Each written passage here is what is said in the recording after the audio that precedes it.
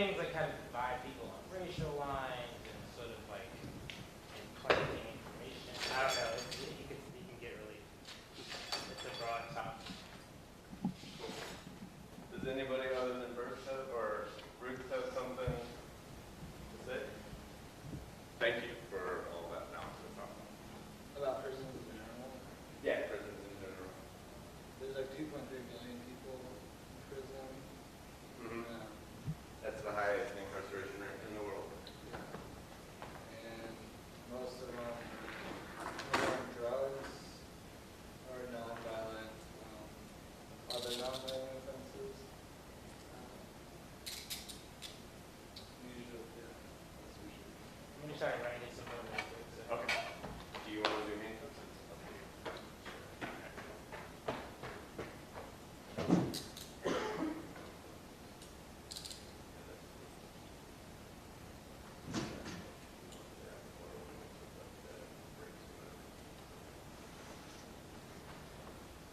Okay, let's give him a second. So, I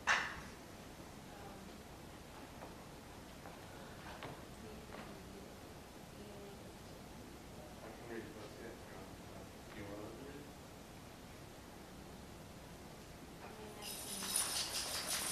Okay. You want to read? Yeah. Okay. So this being a play about prison, we want to foreground prisoner voices, people who can't be here with us. So we have some writings from prisoners that we work with. And Colleen is going to read them.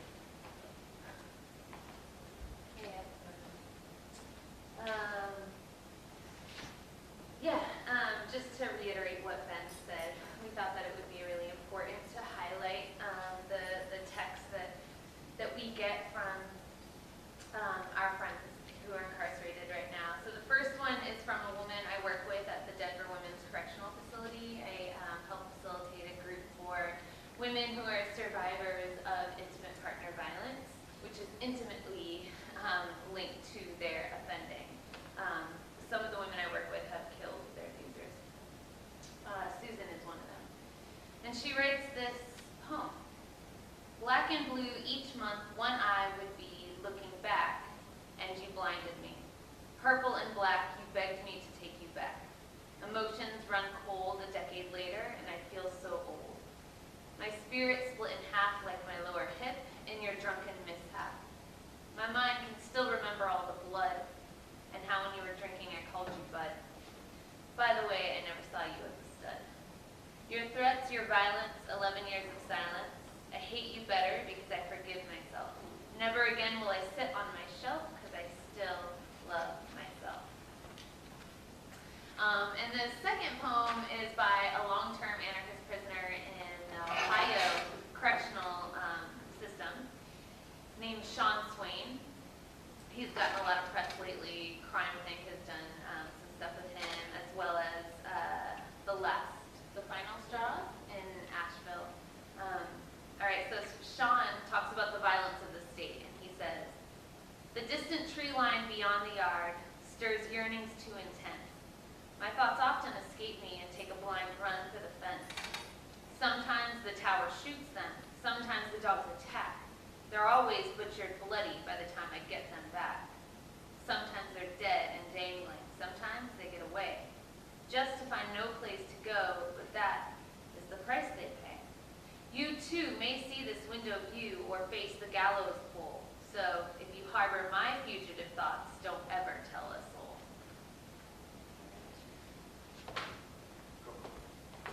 A few other things about the show. It's about 90 minutes long. There's an optional intermission halfway through, and there's a toy gun.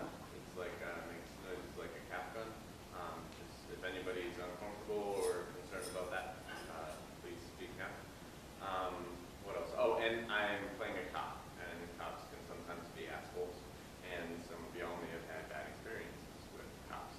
And insurgent theater hates captivity, and that includes captive audiences. So if at any point in the play you get uncomfortable, you need to get to a safer space or just get some fresh air or whatever, please don't feel trapped in your chair. All right? Does anybody have any questions?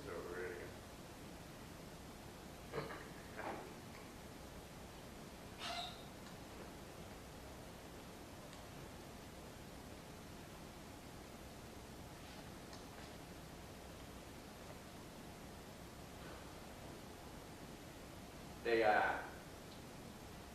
tell me you've been informed of your rights and you won't speak until you attend your rights. All right, well, those are your rights, and of course I respect them, but I'm thinking we can work something out here, you know? Come to an understanding. It's not like it's fun or easy being a cop. Is that what you think? Most of the time, it's boring. And when it isn't boring, it's really dangerous. You ever work a dangerous job? You ever gone to work thinking, I might not make it home tonight, might get shot?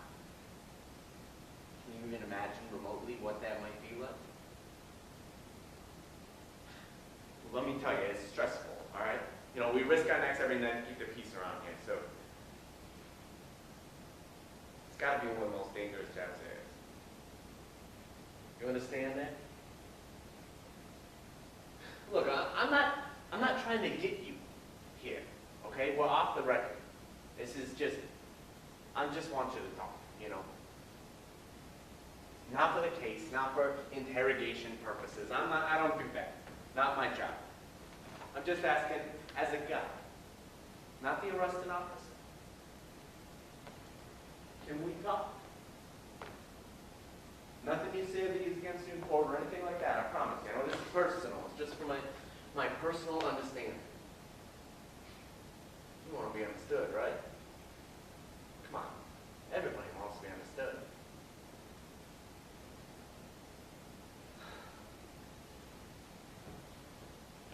Guess I can't really expect him to open up to me if I can open up to maybe that's actually what I need anyway.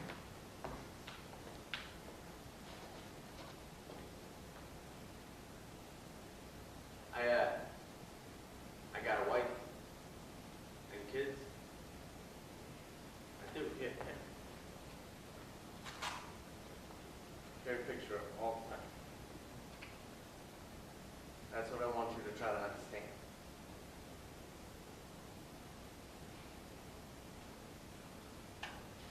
I'm sorry. Forget about it.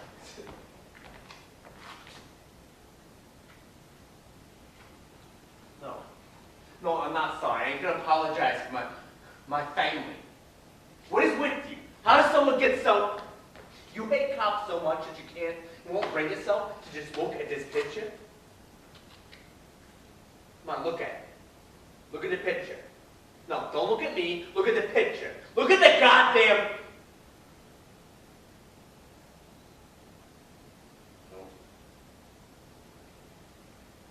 Don't look at me like that.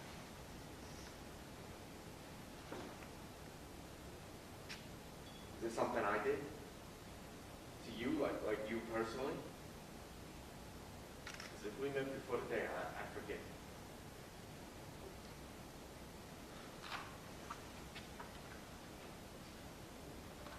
Listen, my name is Lance Mead. I've been a police officer for 7 years. I'm a neighborhood liaison. I try to get to know the people I'm working with. That's the way that I look at it. You know, I'm working with the neighborhood, not... Anyway, in my time, I've issued citations to, arrested, and, you know, worked with hundreds of people. Was he one of them?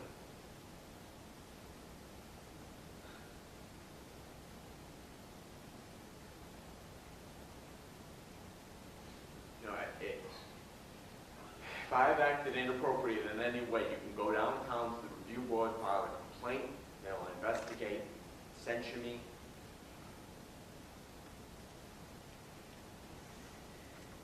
Now, I ain't gonna say I never made a mistake, you know. There have been 4 such complaints filed against me over my 7 years. 4, 5. And none of them stuck. The review board never said I acted inappropriate. What's more, I remember all the complaints, you know, the people who filed them. I mean, 2 was anonymous, but I remember the incidents, and my point is none of them was you. I don't remember you. So you can take this issue, whatever your fucking problem is, and don't... You got the wrong guy, eh? Don't you think? So whatever happened, whatever made you so upset, I had nothing to do with it. These things, my issues with the boy were petty, you know? my temper or getting a little, there was this one girl, and there have been incidents, all right? Moments when my professional conduct slipped. Really, more than those 4 times I went to the board. I mean, the board is bullshit. You should have seen my old partner, the way he'd deal with the board. I swear, he'd fuck with people just so he'd get written up and slapped on the wrist for the stories. But these things, my incidents, no, minor. Inappropriate comments or insinuations. It's a dangerous job, okay? It's stressful. And really, I don't mean that bullshit I was speaking before about being shot. I was reading, and did you know that farmers, tree cutters, miners, truck drivers, they all got more dangerous jobs than cops? Groundskeepers. More groundskeepers die on a job than cops. Mowing the lawn is actually more dangerous than our job. Most of the cops who die, they die on accident. But still, you know, that job is stressful. Working with people who hate you all day, really do a number.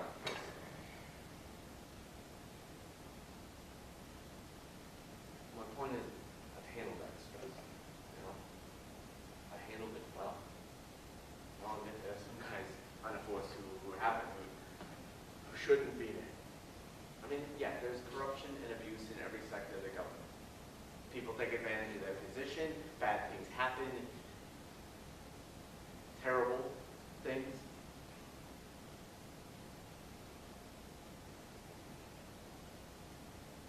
Yeah, there are some real bastards on the force, but I am not one of them.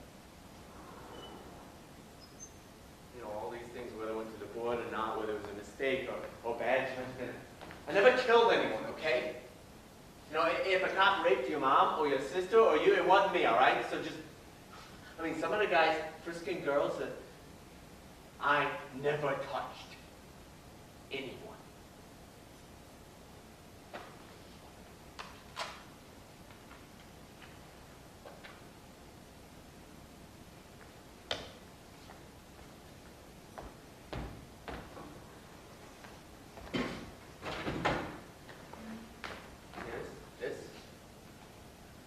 This is who I work for.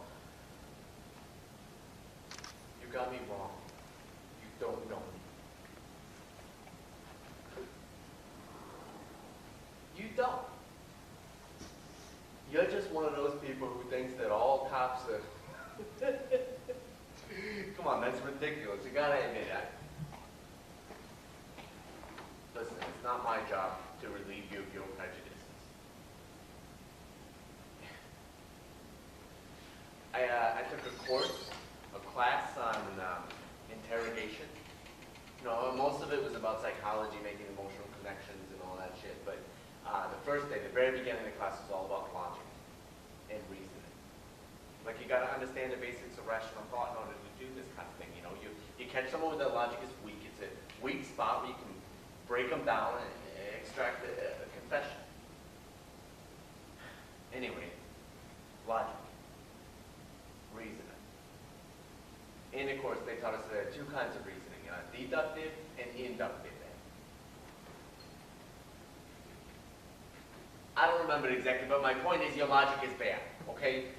All cops are bastards is a really broad generalization. That's really easy to disprove. All you need is one. One who isn't a bastard, and then you're wrong. You see that?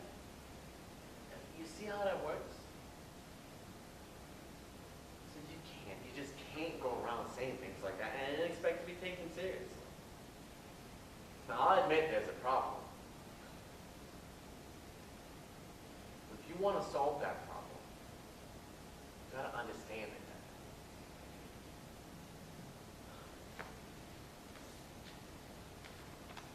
I do. And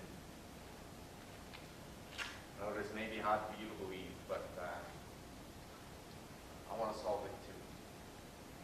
Trust me, I know better than you. I've seen the bad cops. I've worked with them. Hell, I've reported them and testified against them, okay? smartest thing I've ever done in my life. You wouldn't understand. It's a brotherhood, the Fraternal Order of Police. And yeah, there are women involved, so don't give me that feminist crap, okay? It's just called that because, I don't know, my point is it's tight, you know? People be like family, only more disciplined, so you don't snitch. You don't report to them. Well, you do, I did, but it is like snitching, you know? Bad things happen. My point is, we could be working together here. We should. I'm a neighborhood liaison. You know what that means? That means I'm trained to understand and respond to the needs of the community.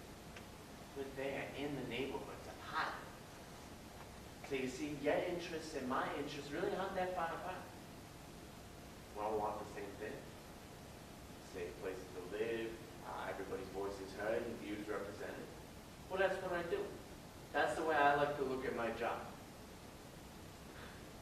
So let's just have a conversation.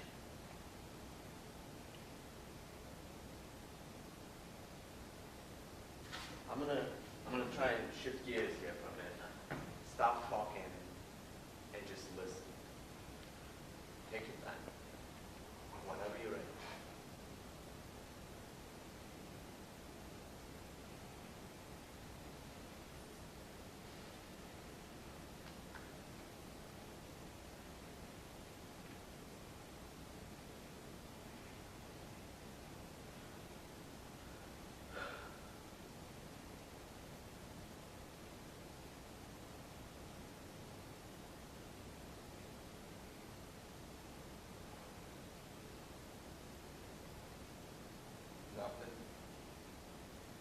None of that changes anything.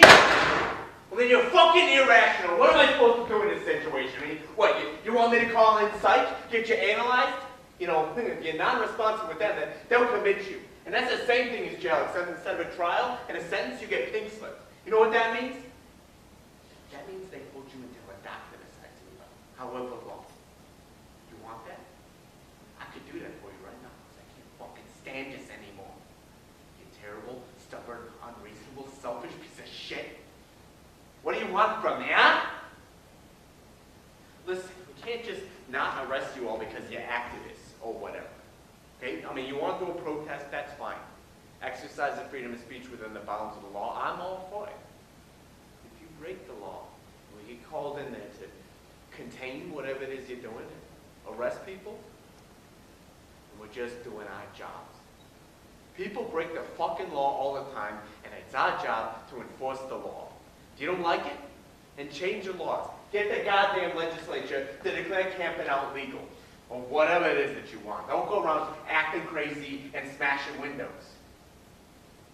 You do that? You into that? One of them black blockers?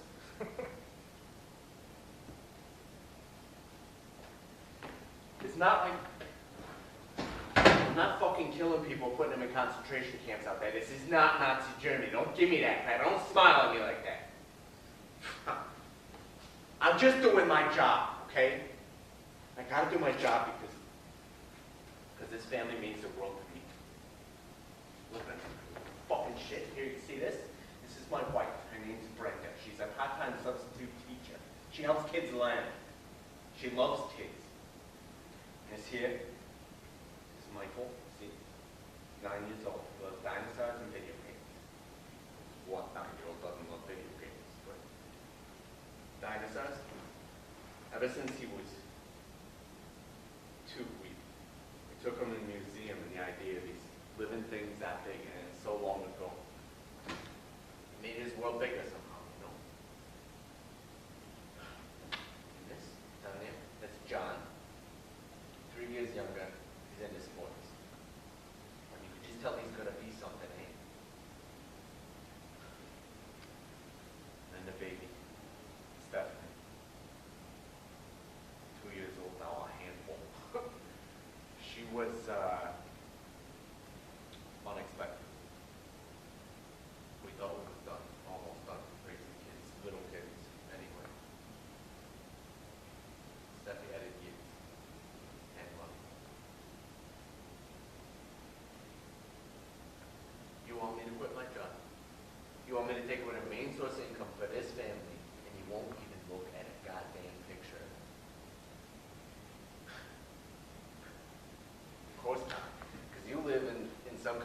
fantasy dream world where we don't need to have jobs, right? You can just have an action and demand the government give you whatever you want. Then you hate the government, hate the people who are going to keep you safe. Safer. It's funny. It'd be funny if it wasn't so pathetic. You're too fucking self-absorbed to make the world a better place, you know that? And you think you got it hard, you got shit to complain about? Let me tell you, most of the people who break the law, they don't do it as some kind of symbolic action against a bank or a corporation, all right? They do it out of desperation or greed. Selfish people who think they deserve whatever they want, whatever they can get their hands on. I don't expect you to understand that at all. You probably understand some lofty, idealistic bullshit you probably learned in school here, right? Fucking liberal brainwashing, that's your problem. What you really need to understand is that we help these people, okay? Not the greedy ones, not the criminals, but their victims, people they prey on. Because you know criminals aren't stealing from rich people, right? You do know that. Most of my calls come from the ghetto. And most of the time they're calling looking for help, for protection from their neighbors, their boyfriends, their brothers, or their sons. It's poor people that you romanticize and do actions in the name. They don't call you when they're looking for help. They call me. Just this weekend, I got a call to a house. It's the place we've been before. There was brothers, and they was involved in a string of robberies all up and down the street. Amateur stuff. Pathetic, really. Too scared or stupid to even leave their block half the time. But it's clear they was in trouble with someone other than us, too, because Sunday morning, 10 a.m., his car pulls up, the guy gets up, probably his dealer, walks up the steps, and just starts shooting. Pow, pow, pow, pow, pow, pow. Random. Into the house. Shoots out every window. House full of children. What do you do with that? No. Really. What do you do? That's right. You don't do shit. Someone called us. Got a report. African-American female gunshot wound. His baby mama got hit here. In her arm. I'm the first guy on the scene, so I go to the door. She hands me her baby and goes to get stitched up at a paramedic. And this same woman, not a week prior, was screaming at me off of her porch. Get your white ass back to the suburbs, pig! She's mad because we had guns drawn in front of her kids. I mean, we got a tip there was Harlem, so we know that arm, so hell yeah, we're gonna come guns drawn. She's just rambling nonsense about how she gonna kill me. And then 4 days later, she just hands me her baby.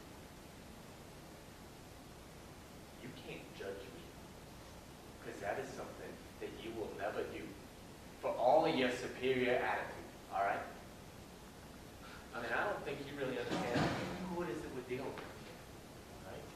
I'm not out there rounding up innocent people. I mean, does it say ICE on my uniform? No.